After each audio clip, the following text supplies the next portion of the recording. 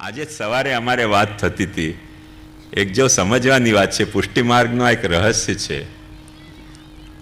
આ ચિત્રજીની સેવાનો પ્રકાર મૂળમાં ચિત્રજી સેવા, ચિત્ર સેવા, જે લોકો સેવા ન કરી શકે અને શરણાગત જીવો હોય, પ્રપત્તિ માર્ગને અનુસરતા હોય, એમના માટે શ્રી ગોપીનાથજીએ કહ્યું કે તમને સેવાનો પ્રકાર ન અનુસરી શકાતો હોય તો ચિત્ર સેવા પધરાવીને પણ સેવા કરો, જે થાય તે રીતે.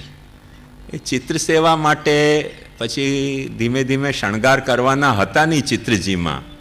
ચિત્રજીને પધરાવીને, કેમ કે શણગાર તો ધરેલા જ છે, વસ્ત્રો ધરેલા છે, માલાજી શણગાર બધું જ ધરેલું છે, તો એ છતાં ભાવ પ્રકટ થયો આપણને કે ચિત્રજીના શણગાર કરવા છે.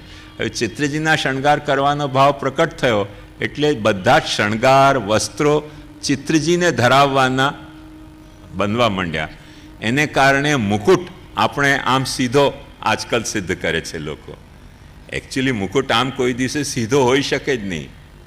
મુકુટની ટોપી તમે પહેરો તો માથા ઉપર આમ જાય, માથા ઉપર આમ જાય અને પેલો મુકુટ એનો આમ આવે. હવે ઝૂકતો મુકુટ આપણે કેમ ધરીએ છીએ એનું મૂળ કારણ સમજો કે બીજા બધા જ સંપ્રદાયમાં જોશો ને તો ઠાકોરજીના નેત્રો છે ને ડોળા એવા કાઢ્યા હોય, જાણું કોઈ ભસ્મ કરી દે છે, મારી નાખશે, ખતમ કરી દે છે. આપણે ત્યાં આપણને એવા ઠાકોરજીના નેત્ર ગમતા નથી. આટલા બધા ડોળા અમારા ઉપર નહીં તાણો, નેત્ર નીચે રાખો. એટલે આપણા પુષ્ટિ માર્ગના નેત્રોની ઓળખાણ જ છે કે ઠાકોરજી નીચી દૃષ્ટિ રાખે છે. હવે નીચી દૃષ્ટિ જે છે ને વિનયની દૃષ્ટિ છે. તો તમારાથી ઠાકોરજી વિનય માગે છે અને પોતે ડોલા કાઢીને વિનય નથી માંગતા, પોતાની દૃષ્ટિ નીચી રાખીને તમારી દૃષ્ટિ નીચી માગે છે. એવી રીતે તમારું માથું નમાવવા માગે છે, પોતાનું મુકુટ આમ રાખીને નહીં, પોતાનો મુકુટ આમ ઝુકાવીને. એ આપણે ત્યાંના શણગારની એક ખાસિયત હતી કે આપણા મોટા ભાગના શણગાર આગે તરફ ઝૂકેલા હોતા હતા કે જેથી ઠાકોરજીનું મસ્તક એમ ઝૂકેલું દેખાય ભક્તોની સમક્ષ. અહમ ભક્ત પરાધીન યશ સ્વતંત્ર ઇવદ્વજ. એ રીતે આપણા આખી એક શણગારની એક ડિસિપ્લિન હતી જૂની. આ ચિત્ર સેવાને કારણે બધા મુકુટ સીધા થઈ ગયા, બધા જ શણગાર સીધા થઈ ગયા. ચિત્રમાં બીજી કોઈ ઉપાય નથી, પણ સ્વરૂપમાં હજી પણ એ સગવડ રહેલી છે કે પ્રભુનો મસ્તક નમાવવું હોય ને તો આપણે નમાવી શકીએ. પ્રભુના નેત્રોને આપણે નમાવતા હોઈએ છીએ કે ભાઈ ડોલા નહીં કાઢો, અમે આપના ભક્ત છીએ, આપ અમારા સ્વામી છો, વ્યર્થમાં ડોલા કેમ કાઢો છો અમારી સામે? નીચો કરો નયન, નયન નીચા કરો. એટલે ઠાકોરજી નયન નીચા કરીને તમને નયન તમારા નયન નીચા કરે છે. હવે તમે ડોલા નહીં કાઢતા. મેરેજમાં એક બહુ સુંદર મંત્ર આવે. જ્યારે વધુને સસુરાલમાં સાસરીએ લઈ જાય ત્યારે ત્યાં એક મંત્ર છે ખાસ કે આ મારો કાકો છે, આ મારે પિતા છે, આ મારો ભાઈ છે, આ તારી દેરાની કે જેઠાની જે કંઈ હશે તે આ નનંદ છે, એના ઉપર ડોલા નહીં કાઢતી હો. અઘોર દૃષ્ટિથી આમને જોજે, એમ વરરાજા વધુને કહેતો હોય છે કે આ બધા મારા રિલેટિવ છે, એમને ઘોર દૃષ્ટિથી નહીં જોતા, અઘોર દૃષ્ટિથી જોજો. એમ ઠાકોરજીને પણ આપણે કહે છે કે અમારે ઘર બિરાજો, અમે જે કંઈ કરી શકતા હોઈએ, જેવી સેવા કરતા હોઈએ તેને સ્વીકારો અને ઘોર દૃષ્ટિથી અમને નહીં જુઓ. નયન નીચા રાખીને, નેત્રો નીચા રાખીને અમારી સેવા સ્વીકારો. એટલે ઠાકોરજી પણ આપણા એ દૈન્ય વાપરે છે અને એ દૈન્ય વાપરે છે ઠાકોરજી એ શરણાગતિનો પરસ્પરનો ભાવ છે કે પ્રભુ ભક્તને શરણાગત છે અને ભક્ત પ્રભુને શરણાગત છે. અને એ ભાવનાને કારણે આપણે ત્યાં કોઈ પણ આપણો પુરુષાર્થ પણ હોય તો પ્રભુ પણ એમ નથી કહેતા કે ફક્ત મેં કર્યું. જેમ ભૂષણ બાવાએ બહુ સુંદર કહ્યું કે અધિષ્ઠાનમ તથા કરતા કરણંચ પૃથક વિધમ વિવિધાશ્ચ પૃથક ચેષ્ટા દૈવંચ ઐવાત્ર પંચમમ. કેટલી સુંદર વાત છે. પ્રભુ એમ નથી કહેતા કે બધું હું કરી રહ્યો છું. પ્રભુ પણ એમ કહી રહ્યા છે કે ભાઈ તારી પાસે અધિષ્ઠાન છે દેહ, અધિષ્ઠાનન તથા કરતા, તારામાં કર્તૃત્વ મૂક્યું છે એટલે સમજ શક્તિ, ઈચ્છા શક્તિ ને પ્રયત્ન શક્તિ તારામાં મૂકી છે. કર્ણંચ પૃથક વિધમ, જુદા જુદા કર્ણો મૂકવામાં આવ્યા છે. વિવિધાશ્ચ પૃથક ચેષ્ટા, આખા જુદી જુદી જાતની ચેષ્ટાઓ પણ સમાજમાં પ્રકટ થઈ રહી છે કાલ કર્મ સ્વભાવની. એમાં એક કરતા હું છું. પ્રભુ પોતે એમ કહે છે કે બધો કરતા હું નથી, તસ્ય કર્તારમ અપી મામ વિદ્ય કર્તારમ અવ્યમ. પાંચમાંનો એક કરતા હું છું, પાંચમાંનો એક કરતા તું છે.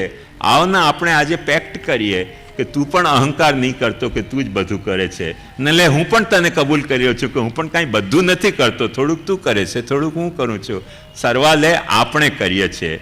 આપણે જે શરણાગતિ લઈએ છીએ તે પ્રભુ નથી લેવડાવતો, આપણે નથી લેતા. પ્રભુ અને આપણી વચ્ચે કોમન પેક્ટમાં શરણાગતિનો આપણાપણાનો ભાવ છે. અને એ એટલી મોટી શરણાગતિનો ભાવને આપણે કેટલો બધો ગૌણ બનાવી દીધો.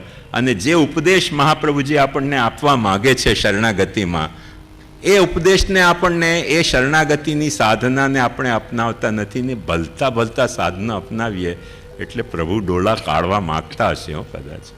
એ વાત ભૂલી નહીં જતા. આજના તારીખમાં વૈષ્ણવ એમ જ કરે છે. મને આવીને પૂછશે કે આમ થાય, હું કહું ન થાય.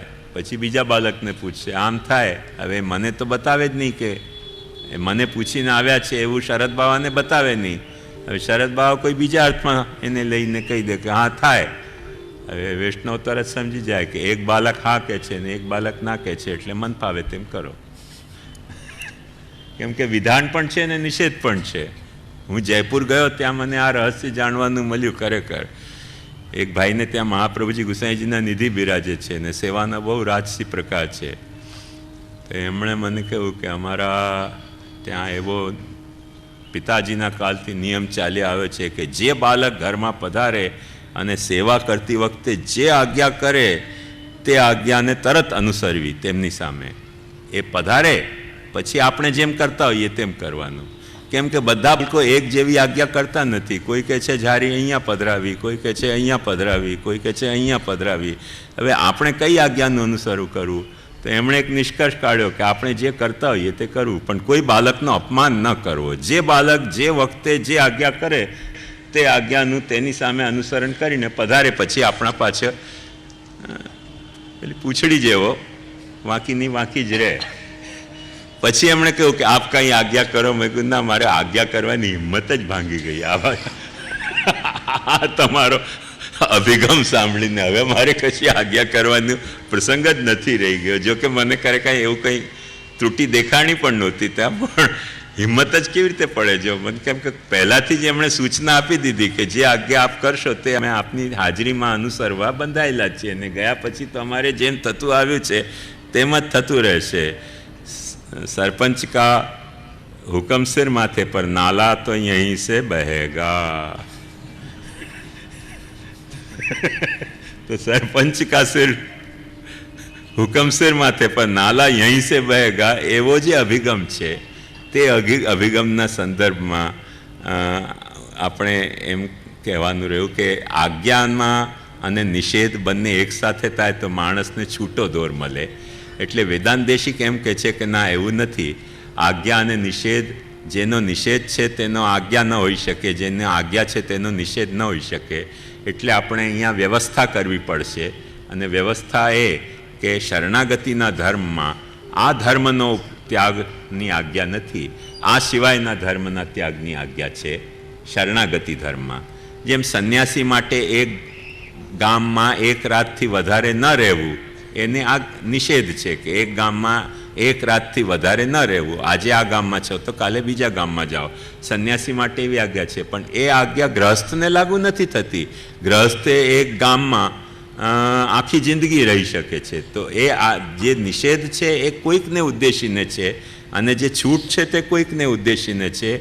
એવી રીતે શરણાગતિને જીવને બીજા ધર્મોની બીજા ધર્મો ન પલાતા હોય તો છૂટી જવાય તો કંઈ ચિંતાની વાત નથી, એની છૂટ છે. પણ જે શરણાગત નથી તેના માટે મોટી જિમ્મેદારી આવે છે કે શાસ્ત્રોએ કહેલા બધા ધર્મો એને પાળવા પડશે. એક એવો અભિગમ છે. અને તે અભિગમ મુજબ શરણાગતિમાં આ ધર્મોનો નિષેધ છે ને આ ધર્મોનો નિષેધ નથી.